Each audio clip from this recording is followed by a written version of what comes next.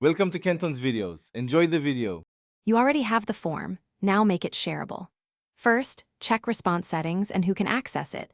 Choose anyone with the link if external people will reply.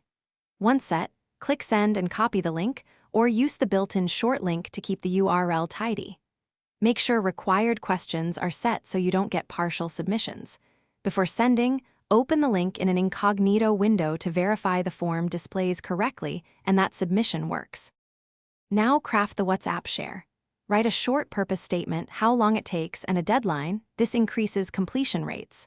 Once done, choose whether you'll send to a group, an individual, or a broadcast list. Broadcasts preserve recipient privacy. Paste the form link and add a one-line incentive or reminder if appropriate. If you need a neat appearance, add an image or create a short link. Finally, preview the message and send a test to yourself or a colleague. Finish by monitoring responses and nudging non-responders.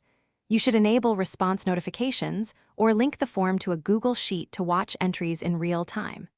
If someone reports they can't open the form, first make sure you set it to anyone with the link or adjust domain restrictions, then resend the updated link. If WhatsApp blocks the link or formatting breaks, try sending as a plain URL, attach a QR code image, or export the form as a PDF and attach that instead.